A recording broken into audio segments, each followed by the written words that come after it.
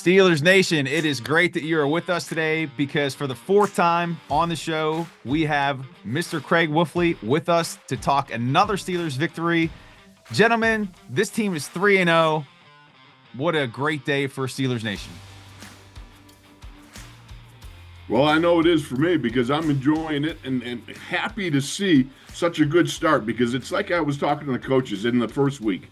Okay, it's nice to start 1-0. All right, then it's nice to start 2-0 because you're not digging out of a hole. Well, 3-0 is even better. So, simple math says, things are rolling pretty good because you got 3 notches on the belt that says you got 3 wins. That's a lot more than, say, Cincinnati does. That's all. Well, if you're starting this podcast like you're Broderick Jones or something. Exactly so. And if anybody saw his first snap against Joey Bosa, when he literally went out and assaulted the man in a way that if that was done outside the stadium, he would be in jail right now. But no, it was perfect. It was just what an offensive tackle does. He set the tone. There was so much pressure on that dude. And I got to tell you, I know what it's like to come back from a bad performance. Being a true pro means that you understand there are going to be bad days at Black Rock, so to speak. And the important thing to remember is how do you rebound from it? And from the beginning, he set the tone. He went out and he went after Joey Bosa and he grounded and pounded him. And in the words of Max Starks, my compatriot, he looked like he was doing stop, drop, and roll on him. So we should be okay at tackle, even with the injury to Fautanu. I'm right now. I feel good. I saw what I saw in Broderick, and I saw a young man coming back to compete and compete hard. And he did it with an edge, and he did it with a determination, and he did it with that special little, like I said, setting the tone. This is how it's going to roll. I saw this before with this young man. If you go back to the Buffalo Bills game, he had some trouble with Greg Rousseau, the outside pass rusher for the Buff Bills. Well, after a couple of not so good pass rushes where he got the inside shoulder stab and the inside pressure given up and then a sack, he came back and despite the elbow, the brace and everything, what it looked like to me, he just got mad and he punched the daylights out of Rousseau and did well after that. The fact of the matter is maybe Broderick is one of these guys, you got to walk up and you got to kind of give him a little crack and get him a little bit honked off before he takes the field. Because once he gets that red eye on you, look out, man. He comes after you. The Chargers came in here 2-0, and they will play their next game 2-1 without Bosa, probably without who was injured? Was Mack injured? No. Their two offensive tackles were injured. Slater and Alt. Right. And without Herbert, the quarterback, and without Derwin James. That's not even a Pyrrhic victory, really. I mean, I don't even know how you call it. I'm just saying the Chargers came in here and left without a lot of stuff. Right, exactly. So it was a battle of attrition. This was a very physical game.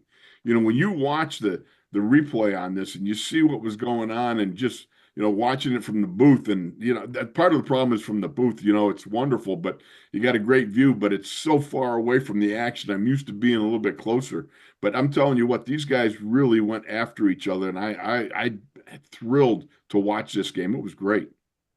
And just sticking with that offensive line there, Jones redeems himself this weekend, but you also have Zach Frazier, the rookie center, continuing to play at a high level. And then Mason McCormick starting to get into the rotation too. So you have this rookie class here on the offensive line contributing early. Unquestionably so. And it was important because now, with the way things are going with Fautanu being injured, now you got Spencer Anderson, who's also a young guy, who's also got he's probably going to be one of the guys that will be flipping around should anything else happen to the tackles right now. The fact of the matter is Mason McCormick has been making substantial ground up as far as his playing ability. I've really enjoyed watching him. This guy's going to be a player. Sooner or later, this guy's going to get into the lineup somewhere. And the fact of the matter is watching this kid, He's, they nicknamed him the Juggernaut from his college experience. And you watch some of his tape, and I love that nickname because one of the things this guy does, and Fautano did, and of course Frazier does, the three of them, smash, bash, and crash, is they finish on guys. And you mentioned Zach Frazier, and I'm got to tell you, he is a whole heap and helping fun load of watching body smackerations going on in the middle of that line. This young man, that wrestling background, if anybody wants their kids to be an offensive lineman, put them in wrestling when they're young and start them off and let them grow body-wise, strength-wise, and everything. Because I'm telling you, it's the best training grounds to be an offensive lineman at some point in time. Wolf, let me ask you this, and you don't have to answer it or answer it truthfully or anything like that. But on this day, 22 years ago, Mike Webster passed. Yeah. And, when you compare, interesting was yesterday was Tunchilkin's birthday. Okay. I've lost some very, very dear friends. Yeah. But when you look at the past Steeler greats and try to compare Frazier to any of them, Mike Webster is the automatic fit. Does he compare to Webby in any way?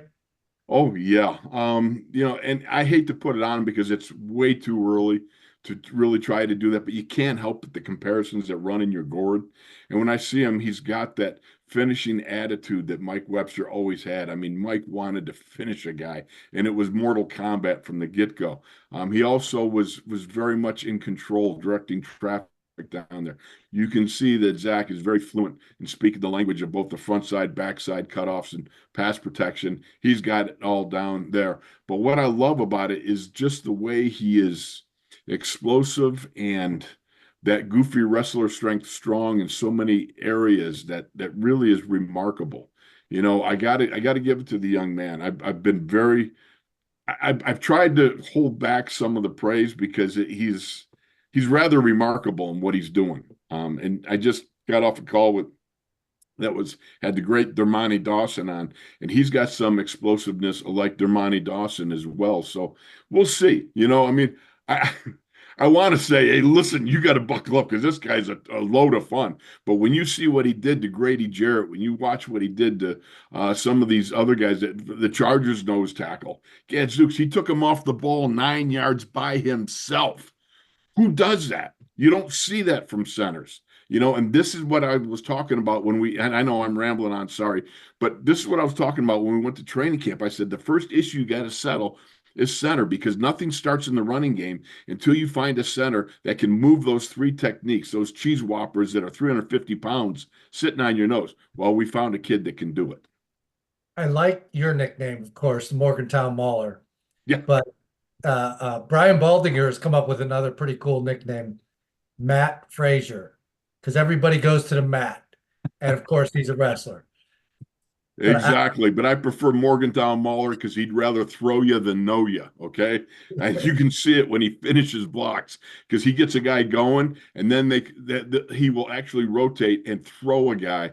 And just watching his power and ability to get 320 pounders going on their own in another direction is just amazing. So from the center of the line outward, it's really taken a great position with this kid Frazier, and then you've got some strong guys on either side. Hopefully we get Suamalo back soon, but I'm telling you what, those two guards next to him, we got a real opportunity to run the ball. Well, let's see him run the ball then. That's good. What's that? Let's see him run the ball then. Well, hey, we're running the ball. Let me tell you something. The last drive of the game, everybody thinks they run the ball now. Yeah, they're running the game. Hey, listen, here's the point. We saw Arthur Smith said, hey, the dam's about to break. Well, it did. If you ask me, you crack the rocks enough and it starts to crack and break. And that's one of the things I thought was important. Throughout the game, they kept going at it and hammering it. It's difficult. It's hard. You got some guys on the offense here that, we're learning. The wide receivers are learning to block and so forth. But they ran the ball when they needed to run the ball. And it was a great job in that last drive. They ate up all the time in that fourth quarter, basically. And they did so with some nice explosive plays. Going into that game, they only had 3 explosive plays of 20 yards or more. Well, they came away. You got that 55-yarder. You got Najee with a 21-yarder in that fourth quarter. And we might have had more, I don't know. But, hey, it's starting to spring. You're starting to get some guys able to make some plays. And hopefully this will continue. So we're talking about the dam breaking on offense. We have to talk about the quarterback position. And Justin Fields moves to 3-0 for the first time in his career. And he played his best game as a Steeler. And now that discussion about who will be the quarterback of this team when Wilson's healthy becomes even more debatable. Would love to get your take on that, Wolf. Well, the big thing is for me with Justin, you don't have to make a decision now because Russ still is not able to take the field and even in practice.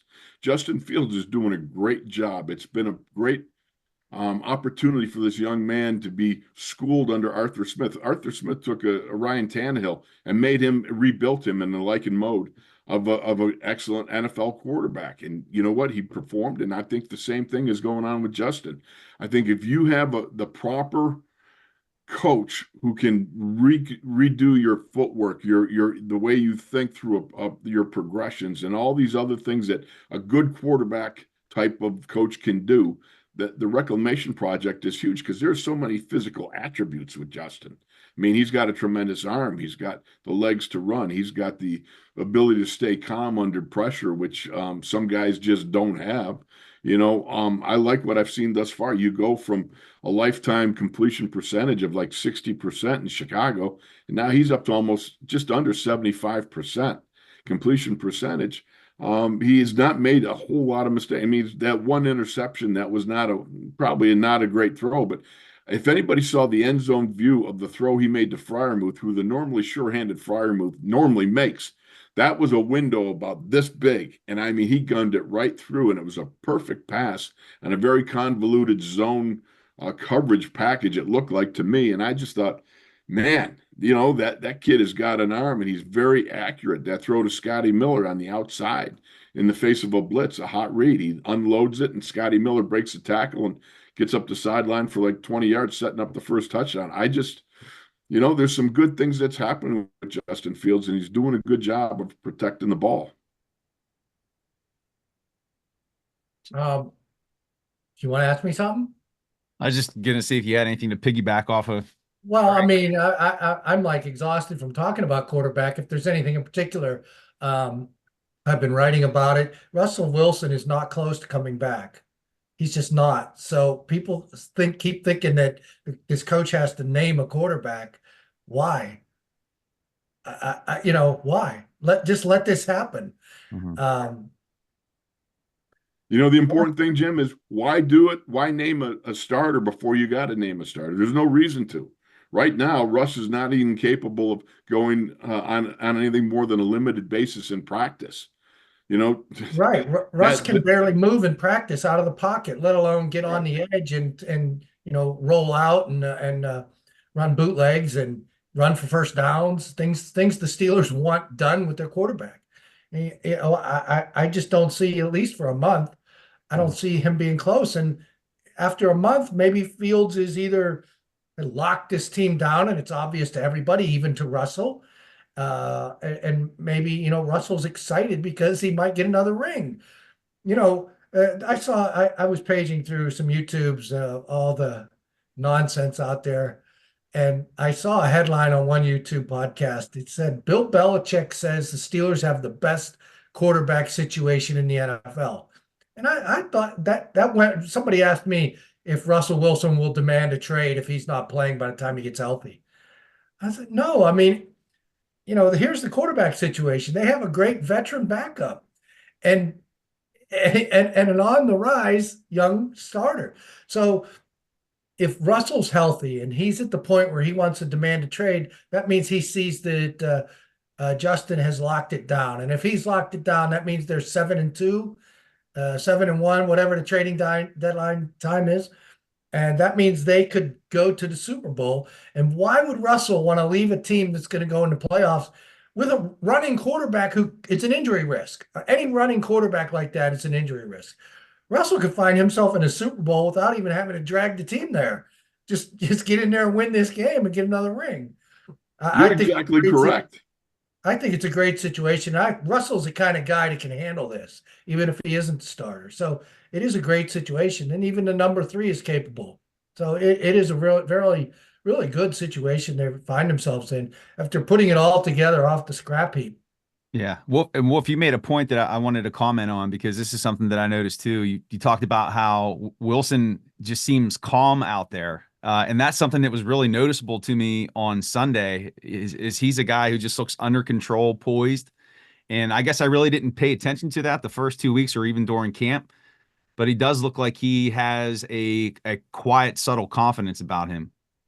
Well, there's no question in my mind, and all that I've been around him, that he's soft spoken, but he can bark when he needs to. And he's one of these guys that leads in a determined way, but not overbearing, anything like that. I just like what I see from him. He's a guy that he knows he comes with mixed results from Chicago. He's reestablishing his career here.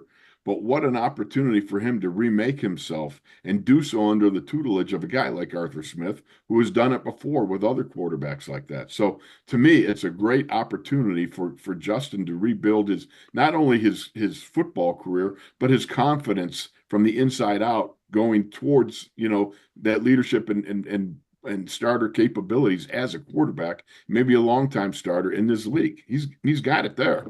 You can't deny the physical attributes at all. And give a shout out to the quarterbacks coach. It's not all Arthur Smith. Tom Arth, is that his name? I'm sorry. Tom Yes. Arth. Yeah. I mean, look at his footwork. Mhm. This is a reclamation project, and he looks reclaimed. It sounded like a wordsmith I know, I think I just made a word up. which is what I do all the time. It's a new term in the lexicon of the podcast here. So 20 points from the offense, but really the star of the game on the defensive side of the ball. That whole unit played well. Tomlin's press conference today, Highsmith is going to be sidelined for a bit, and Nick Herbig comes through with another big game. Jim, I know you're a big proponent of him. That guy was explosive on Sunday. I think we're all proponents of Nick Herbig and have been since, since Nate Herbig was signed and walked in and said, "You got to draft my brother. He's the best pass rusher out there." We thought he was just blowing smoke. He now should be hired for the scouting department. But Absolutely. the roster depth has been. I said this at the beginning, Jeremy. You probably heard me say this. I've said the defense is the best defense since 2010, but I've also said this is the best roster since 2010. And people that noticed that they needed a second wide receiver, told me I'm crazy. But look at the little injuries that have happened right now and who has stepped in. Nick Herbig could be better than Highsmith. And if he's not, it's because he can't stop the run. If he can't stop the run and Jonathan Taylor's running at him, we're going to see if DeMarvin Leal can. And now this is a very interesting outside linebacker prospect too. Tomlin talked about the first time he saw LaMarr Woodley cover in the Hall of Fame game his rookie year, and he said, "We got one. We knew he could stop the run. We knew he could play at the line. We knew he could pass rush. Could he cover as a 3-4 OLB after being a defensive end at Michigan?" Now we're going to have to see the same thing out of DeMarvin. And I bring this up to Cam Hayward. Cam Hayward says he's a better athlete than LaMarr. And it's quite possible if you watch DeMarvin Leal, he's leaner than LaMarr Woodley. And he might be able to get back in coverage. Not that I've seen it yet. I would like to know if Tomlin has seen it yet. Because I would like to know if this guy can play outside linebacker. He could be another gem that they uncover, but now he's going to be the 3 guy. So it's interesting on down the line, like Dylan Cook. People thought Dylan Cook, there were some people writing Dylan Cook should be the number 3 offensive tackle, trade Moore. A lot of people were saying trade Moore because of Dylan Cook. Well, Dylan Cook hasn't missed the first month. He's soon going to be back. We're going to see him as the number 3 tackle. And I don't know if you're excited about that, Wolf, but I am. I thought he was pretty good. It's one position after another that they really have a deep roster, and it's exciting. Look at the backup quarterbacks we just got done talking about. Look, if Najee's not going to be out, but if he was, then Jonathan Ward. I mean, I want to see this guy. I want to see a real running game. I don't just want to see Najee's hair in the fourth quarter on the final drive finally breaking free. Warren hasn't been able to do it. He might be injured too. I'd like to see Jonathan Ward. I'd like to see some of these other guys. especially at running back. I've been complaining about that position. We got all this blocking. Let's see some running, real running. So I think this whole roster is deep and it's exciting. It's exciting. I sit here and listen and go, you got to have appreciation for taking that rock and shoving it down their throat in the fourth quarter. I can tell you the best time for being offensive lineman is not when you're pass blocking, not when you're, throwing the aerial circus out there. It's when you're coming off the ball in the fourth quarter and you look at those guys across the line of scrimmage.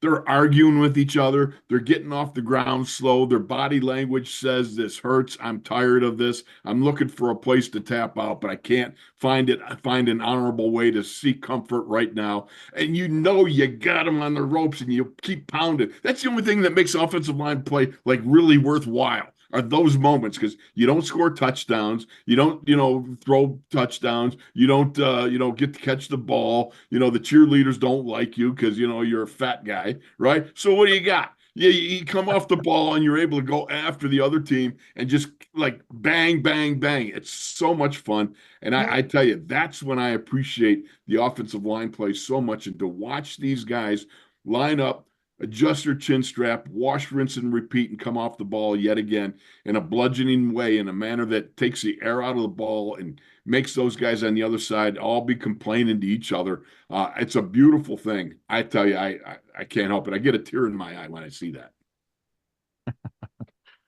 Well, there were tears of joy on Sunday because it was a great performance for sure. But let's talk about the team's 3-0. There are a lot of positives, but what could derail this progress moving forward for this team? Now, we know injuries obviously can pop up along the way, but what do you guys see as the biggest threats to the success that the Steelers are having early? Well, Justin Fields is going to have a bad game. If he does, you've got to overcome it.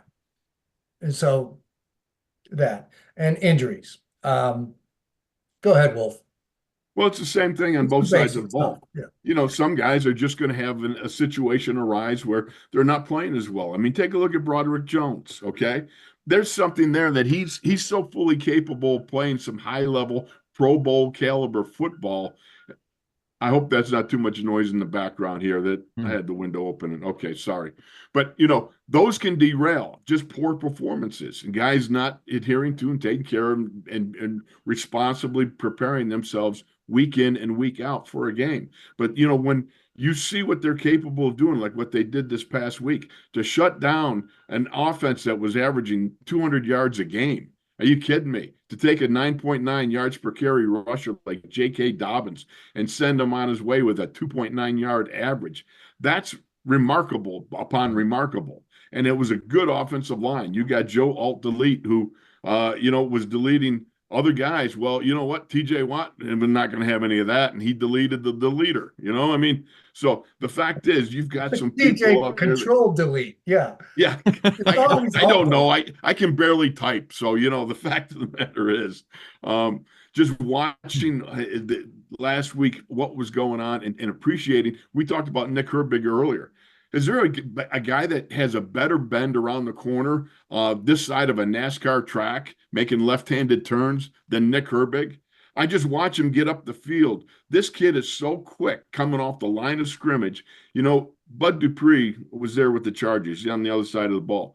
Bud Dupree used to have a tremendous get off. When they would run the sprints at the beginning of practice with Dick LeBeau, you'd see Bud Dupree, like his initial explosion off the line of scrimmage, huge.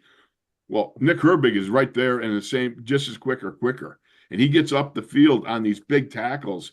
And it reminds me of Andre the Giant in one of those movies when he was complaining that the Princess Bride, I'm used to fighting gangs of guys, not just these little guys that run around him, Well, that's what Nick Herbig did. He just goes blowing by these big tackles, and it's amazing to watch him operate. Yeah, that leads me to a little story. I wrote this in my column the other day, but I'm just talking to Cam. And TJ was dressing like 3-4 stalls down. He had done a big press conference, so he's left alone after he's done with the big press conference. Except he'll chime in if he overhears stuff from me talking to Cam. And I said to Cam, TJ looked like he had half of your sack. And the picture that we put on the front page shows that. Cam was from behind, and quarterback was still up, and TJ was bearing down. TJ could have gotten a half a sack, which would have given him 100 for his career, right? And so I said to Cam, I said, TJ's hungry for that half sack. Looked like he should have had that.